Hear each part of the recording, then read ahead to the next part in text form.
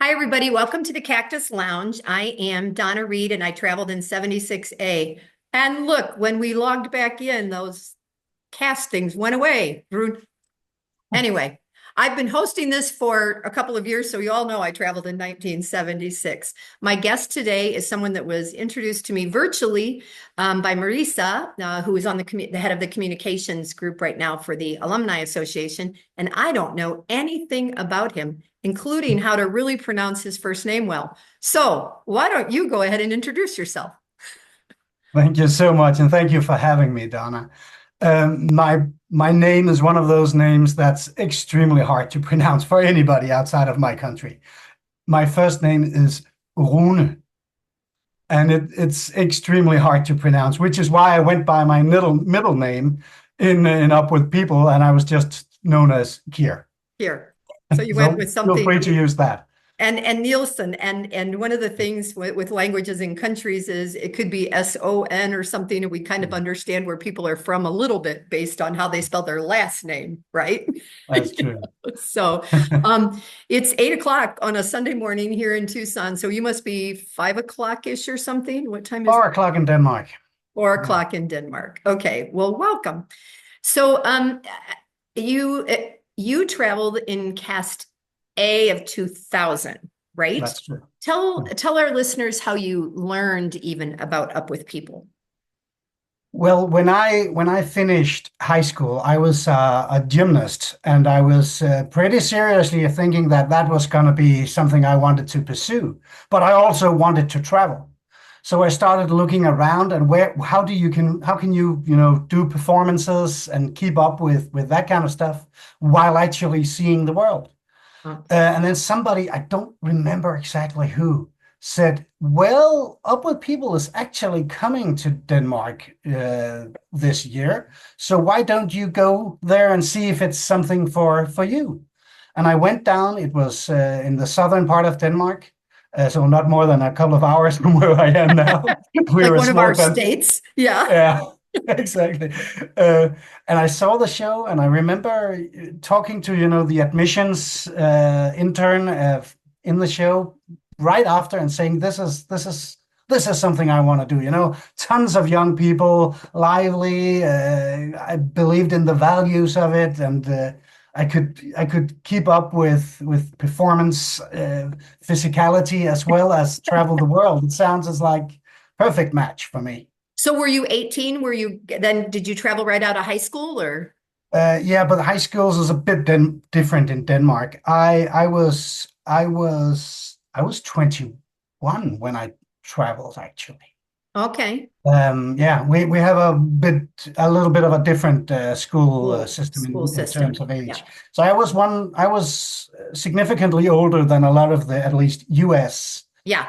castmates. A few Right. years older Right. than that. Have you ever met Mia Hansen? Have you ever heard her name? Not sure now. Mia lives in Tucson. She traveled in 1977, and her parents were Danish dancers Ah, and stuff. So it'd be an interesting connection for you from a gymnast perspective. And my yeah. younger son, he did a lot of gymnastics, but he's now 6'1", and so often the taller you get, the harder it is. At least Yeah. in my book. You know? Yeah. Anyway, so did you interview and then start the following summer? Is that what you did? Let me see. No, I had to get some money Okay, to be able to travel. So I worked for a year got it. and saved up, and then I traveled after a year. Okay. And at that point, was it still a 1-year tour that was scheduled, or was it 6 months, or what was So the? it was a 1 year trip, the US, North America, potentially Mexico, Europe, and some people went to Japan as well. So it was Okay, okay. it was a So very big production too. It was huge tour and huge production. right, right. So back when I traveled, there was like 125 to 150 that started in our cast and stuff. So big numbers like that, do you think? Yeah, it sounded similar. Yeah. Yeah, yeah. And okay, so 2000 was one of those years. Tell our listeners, to be honest, I'm going to tell you, I interview many of the interviews are older. Mm, They're retired, they have more time, they've lived more life, mm. whatever. And some of the ones that I'm trying to get are the kids that were 13, 14, and kids. They're now like in their 30s or but but to get those who traveled more recently and had a total different experience. Tell everybody kind of what evolved in the year 2000. Well, that's when Up With People went bankrupt, as I understand it, around Christmas. So for a lot of us, we had, saved up money, gotten scholarships. Everything was set for this huge 1 year tour. Right. And then I remember it vividly. It was December 6th, and we were sitting on a stage, and we were put together, and then our cast manager said, "Well, I'm so sorry, but once you are leaving, in a moment you will be leaving for Christmas break, and I know a lot of you had thought you would be coming back. Wow. That won't happen." Um, What awful news to have to deliver. it was heart-wrenching. There was crying and disbelief and all the stages of grief, really, Yeah, and desperate measures to do something, and of course you right. couldn't. I think I also from seeing what Up With People did afterwards, I think they had, and that was for our benefit. The production was huge. It was Yeah, Broadway style, and was extremely valuable experience to be part of. But it couldn't couldn't sustain. generate enough revenue to make that. Yeah, But yeah. yeah, so we all said goodbye and went our different ways. Yeah. And where were you when you ended your tour? What part? Were you in the States or Europe or where? Well, that's another thing, of course. Yeah. Once you worked a year to get money and you got scholarship, and the scholarships were all part of the last year, but the last half year, which we didn't get. But Oh. it was also, that was when our cast was supposed to head out of the United States. So we Mm. had been traveling all over um, the middle Yep. part of the United States and New England and up and down the coast. Uh, but there was so much more that was ahead of us, and especially for the U.S. cast members. Right. They were dreaming of seeing the world, and they didn't get that experience. Yeah. Yeah. So can you tell, had you been in the States before, or was that your first? So that was my first time in the States. Okay. Okay. And once this happened, and you all went home, and I'm trying to think back to 2000 and like in 1998 when I was using my computer, and then the evolution of the years and how the cast knew each other before they got there and stuff in future casts and Mm. things. Um, how has your connectivity remained since you traveled? I think that's very different in terms of the castmates. Mhm. I think we stuck together and kept in contact for a while at least. Yeah, People came because a lot of people thought, okay, so I'm not doing that big world tour that I planned, yeah, so I want to do it somehow, right. some way else. And so while we hosted a couple of castmates who came from Japan. We hosted them in Denmark, and we've had a few visits from the States as well. Um, I made sure to be in contact with castmates from Mexico when I happened to go there.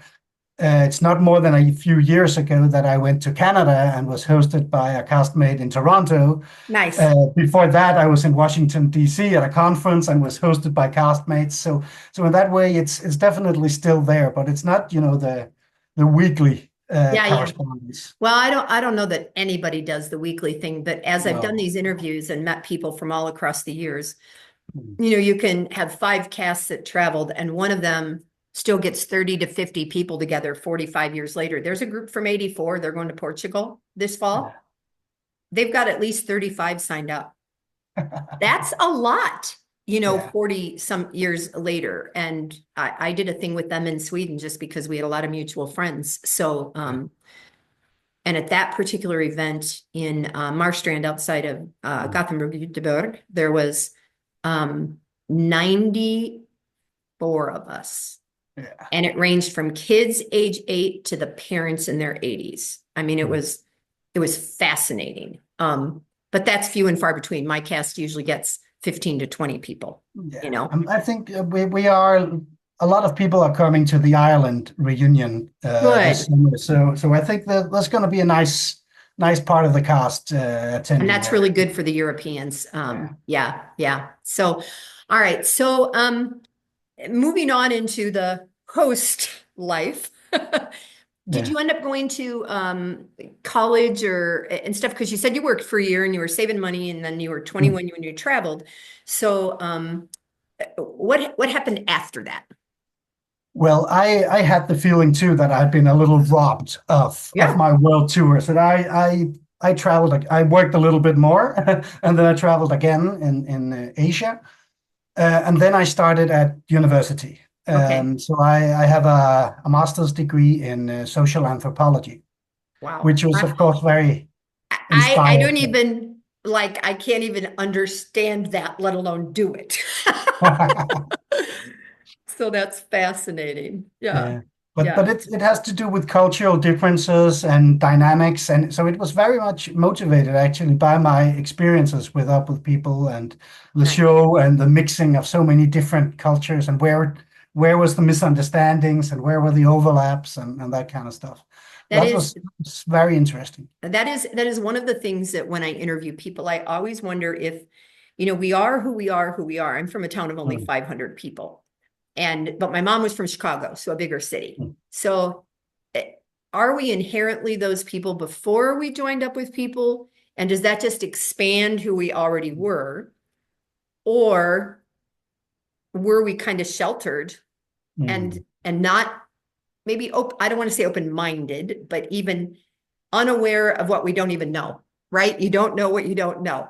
Yeah, yeah. And then Up With People, you're like, oh, wow. I definitely think that Up With People was a horizon broadening experience that you really saw the many very different ways that we live our lives Yeah, yeah, in the world and the human existence, that it has yeah, so many shapes and sizes and colors. yeah. And yeah, I really think that did something for me at least. And being in people's homes, right? I mean, Exactly, the host you weren't just at family. a hotel down the street seeing them in a restaurant. Yeah. You were living the life with them. That's one of the things that changed after COVID. And I think a huge Mm. challenge is that I don't know that the world in general will ever open up their homes the way we did when we traveled. I think we being alumni and friends and people like that, and even alumni who don't know each other, they're like, oh, you Mm. traveled? Yeah, you can come stay at my house. But Yeah. in general, I just don't know that the world will do that again, you know? I think there's an innocence that is lost Yeah, it's a good way to put it. somehow, and it has to do with COVID definitely, but it also has to do with polarization and Yeah, some of the forces that we see at work in the wider world. That yeah, yeah, there's a exactly. harshness that feels Yeah, like it's creeping in. yeah, Yeah. we have to get through that. Okay, so social anthropology. When you decided to do that, did you have an idea of what work you would do around that? To be quite honest, no. I didn't even know that I wanted an education at that point. I just signed up because my mom was So many pushing me. people. Yeah. She was Yeah. saying, "You are 22 now. You need to sign up for something You and do should do something with your something. life." Yeah. So I signed up for a few things, and it was this was what came through. So I had no idea. I signed up because an university degree in Denmark is 5 years of study. So I signed up for something that I knew that I would want to use 5 years on.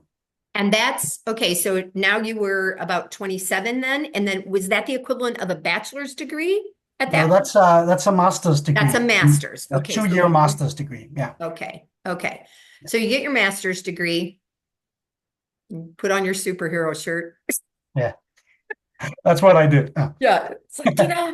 Now what? Yeah, that's how it felt. As a social anthropologist, you write a thesis based on field work. So I Okay. studied the civil rights movement and the fight against racism in Brazil, In uh, where? in Brazil. South America. Interesting. So when I came back and I needed to get a job, I got a job in politics. So local government in Copenhagen, the capital of Okay. Denmark. And that's where I slowly moved from common civil servant work, Yep. project development, project leading, that kind of stuff, into communications and eventually speech writing, which it has a funny twist to it because when I was in Up with People, I had a dream that I would be we had this conductor role Hmm. in our year, somebody who speaks and introduces, a moderator sort of thing. And I Right. dreamt of being that part when we got to Europe. And I didn't get, but I practiced hard. And that's really what caught me on that this verbal communication stuff came natural to me. So I started writing speeches for different leaders, and eventually I wrote speeches for the mayor Okay. of Copenhagen. And I found that tremendously interesting because it was a chance to really affect people in ways that resonated with social anthropology, but also with my Up with People experience. And so there was a lot of intercultural issues that needed addressing by the mayor, and I would write those speeches. Oh, interesting. So did he or she give you topics? And then from the topics or bullet points, and then you put it together? How did that work? No, usually when you're writing speeches for a political leader, Hmm. it works a little bit different than that. It works more often. It works in a way that they are invited to some event and asked to say a few words. Oh, got it. So Okay. when that invitation comes in, they pass it on to me. We've Okay. said yes to this event. Please clear all the practicalities. So I start researching, okay, what did you want them to talk about? Right. And then I find all the factual information, stories, anecdotes, metaphors, numbers. Yeah. And then I go with a proposed draft to those speakers and say, okay, so this was my ideas. What do you have something to add to this? Or does it sound good? Or Yeah. and then I would finish it, and sometimes they would even actually give that speech. Sometimes they wouldn't, but that's the name of the That's game. that's funny, but you did your job. You wrote the Yeah, script. That's fascinating. that's So it. when we're done here, I want to talk to you a little bit more about writing. Maybe we zoom back on. Um, so when Marisa contacted me, she was talking about your passion right now. And did you write a book about this? Yes, because after I had written for the mayor in Copenhagen, Yep. well, I became a father, and that was about the time when the UN climate COP, the big conference, International Climate Negotiation Conference, came to Copenhagen, Okay. and it was a big failure. Um, It was so a big so I what? decided it was a failure. It Oh, didn't deliver the results that needed to happen. okay. Okay. So I decided that I needed to get engaged with that fight to do something about the issues with climate.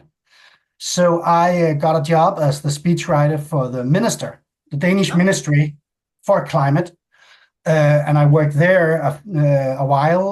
I worked for the Danish Ministry for the Environment a while, and eventually I discovered that there was a need to address what do you say about climate so that it doesn't polarize people, because it's such a polarizing topic. So how do we discuss our future, our feelings of how do we discuss that in a good way, and how do we speak about it? So eventually it started actually during COVID. I started writing on that book. And it was a book in Danish in the beginning. Then a publisher in the US saw that, hey, maybe this is something we need too. Yeah, So we made an updated version, and it's launching April 15th. So in just a short while. It's nice. called Speaking on Climate, and it is a guide for speech writing for a better future. Um, so it really tries to encompass my experiences and kind of tell a lot of guide, especially young people struggling to find their voice in the world, guiding them to what do they need to consider, and how can they voice what the world looks like from their shoes. You know, Um, it's interesting. I'm guessing that I could easily be your mother, right? From an age perspective. I have three sons. My youngest turned 38 the other day. mm, So and I don't have any grandchildren yet, and I want grandchildren, and yet I wonder about the world. I mm, wonder about the world they're being born into. Um, based on, what you brought up earlier, just about how there seems to be so much distension, and can you have a peaceful conversation about anything without somebody getting mad, mm, right? Whatever that is, or he said, she said, and that it's funny. I saw both Steve and Paul Caldwell at Mr. Belk's 100th birthday, and I've seen Steve a few times. And he we talked about the fact that the need for our music and the need for our story is as great now as it was 50 years ago, mm, you know? definitely. And I don't know that I ever thought I would live through that. To be fair, I grew up oblivious. I grew up in a little town in the Midwest with farmers and good food and near the water, and you're just living your life. And Mm, then I was raising kids in the 80s and early 90s. And so I think that it's taken a lot of time for, especially we as US citizens. I feel like Europe is ahead of us in many ways. And I'm just going to say my nephew and his wife live in Utrecht, and I know there's places over in Europe that are like underwater practically. You guys are mm, floating islands, you know. And so melting water matters. Well, melting mm. glaciers and stuff.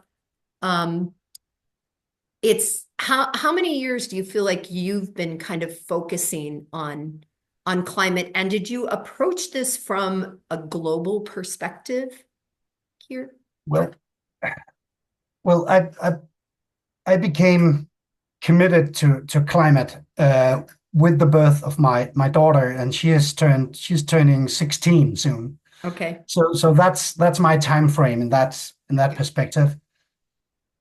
Um, I have been committed to this in different levels. I've kind of been searching, to be honest, because where does the solutions lie? Yeah. So I started out with the Danish ministry, so top Danish political leaders, Yeah. Yep. kind of grew disillusioned about that. Oh. So I started coaching young activists, 12 years old, 15 years old, Yeah. um, in speech writing and for their events and Wow. protest marches and stuff. And that made sense to me. Then I during COVID, I got a job at the United Nations Environment Program, where I worked with climate communication, Ah, and so that then it took more of a international angle for mhm. me, more than the local one. But simultaneously, I've been working with some of the biggest companies in Denmark in water technology, and they Okay. are very concerned about climate. So there's the corporate angle as well. And when I'm giving workshops on my book, a lot of people who come are either very young or your generation, Mhm. grandparents, Yep. or close to, Yep. and they share a concern that they can't really, they don't have a hook to put it on, because what do I do if I'm too young to vote? I don't have my own home, so I can't change the light bulbs or Yeah, anything. yeah. I can't even affect my food really. So maybe, yeah, maybe food. I'll go vegan, and that's what I'll do. And I'll cut my international travels because airplanes are bad. Some So all of Swedish a sudden, some Swedish friends are doing that. And yeah, I so love to travel mm, that is a combination of what fills my heart and my soul versus the logic of it, and stuff. And I know that there are people who have not come to the States or are not because of that. So that's yeah, yeah, and we're cutting down on it big time here. So meat definitely, and especially certain kinds of meat, so beef, yeah, they're pretty much out of the menu. Air interesting. travel as far down as it can possibly go. But you're so right. I love a good steak. I really do. And I think that the world will be a better place when we visit it and see Yeah, have the up with people experience. But right. that's impossible. How can I'm not gonna take a ship and for 2 months to go To to the get United somewhere. States. Yeah, So there are these dilemmas, and yeah, like with the two of us are discussing now, we need to be able to have that discussion over the yeah, dinner table, in the cantina at work, or yeah, wherever. So, and that's one of the things that I see that people are unable to, because the moment you say that you're vegan, people are thinking, "Oh my God, you are this obnoxious, better knowing savior type," instead of actually hearing, "Hey, are you concerned about the future and trying to do something about it?" The moment I say I'm not flying yeah. somewhere, people are saying, "Oh, but why are you not flying? It doesn't matter what we do anymore." It's so Yeah, no, I confrontational. feel when I was a kid, there was a cartoon and there was a devil on one shoulder and an angel on the other. And you can get torn between those things. Yeah. And I think the the idea that we have the discussions and that they're verbal. I mean, I don't remember if it's Denmark or where there's some sort of a thing where people go to the library and like a Mm. kid talks to a senior citizen, right? Yes. We have a human library, we call it. So you can talk to a I homosexual, you can love talk that to idea. anybody. Yeah. Yeah, yeah. Immigrant groups. And yeah. And the other thing is I always think about Up With People's songs, which is why I say we still need the music, is there's, one to one will change the Mhm. world. And then when my son traveled, it was like, I'm just one person, what can I do?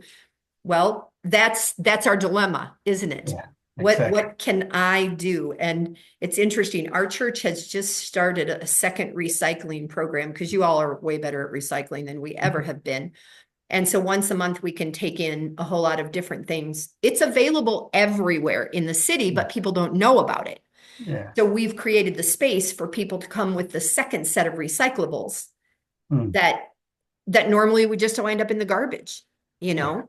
And and I'm going to say that I know some young people, and that, these are the 25 to 45-year olds who are only buying clothes a certain way, who aren't buying, artificial things, who won't eat or take a styrofoam takeout cup from Mm. places and things like that. So, um, my son traveled a lot in Sweden, and I happen to have family in Sweden. Mm. And when I see some of the things about like 6 choices of where to recycle, Mm. I'm in awe. And as a realtor here in Tucson, where already it's going to be 90, almost 90 degrees, it's going to be in the high 80s today, which is super early for that.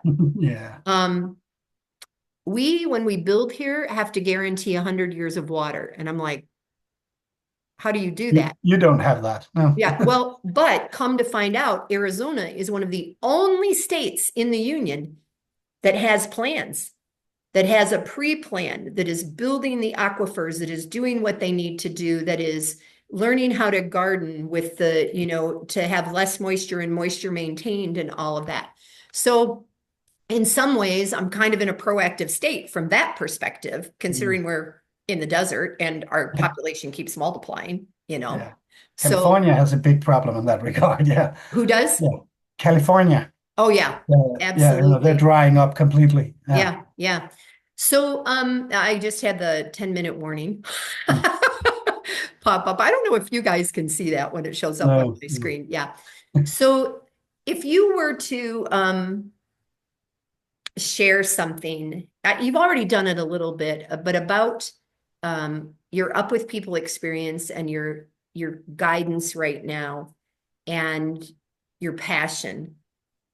What might you say to people that honestly, the majority listening to this are not the 30-year-olds. The majority, they're having babies, right? Yeah. The majority of people listening are those of us that range from, I would say, 45 to 75. Those are the Mm. people that listen to these regularly. What might you tell this group of people? There was a statistic that came out recently saying that 2/3 of young people in the world are extremely concerned about their future because of the climate, the Wow. state of climate, and the passivity they experience from the system, but also from older generations.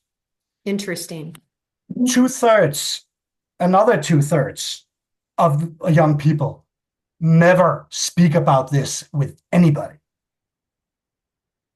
There So, is, it's so it's called two-thirds are climate. worried, but they don't have a conversation about it.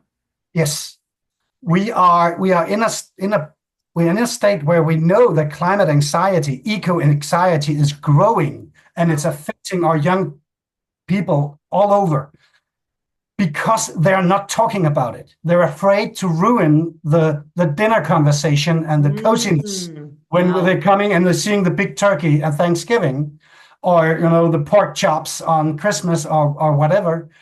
They're afraid that of saying, I can't come visit you because it needs a plane, and I'm not comfortable with that right now. They're afraid of that, and nobody is talking to them. Wow. So they are feeling that the weight of the world is on their shoulders and they're all alone. That's a huge psychological burden to wear at a young age. Right. So if I had one message to speak to my generation and up, Yeah. it would be, make it easy for them. Start the conversation. Listen to the concerns they have and see if at all there's something you can do together so they're not feeling so much alone. Because that's so bad for anybody. And the only antidote is doing something together and being listened to.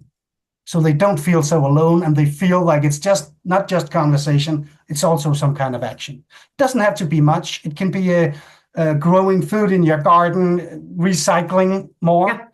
It can be, okay, so you don't need to fly on a plane to get here for Christmas.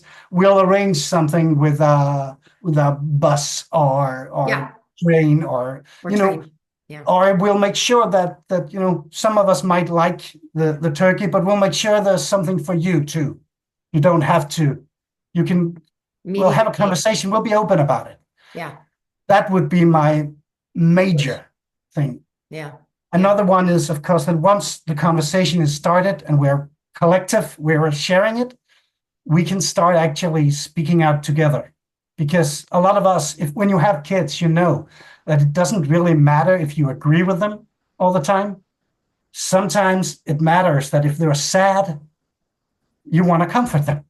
And if we have all these young people that are extremely concerned about the state of the climate, maybe we don't need to agree on the science.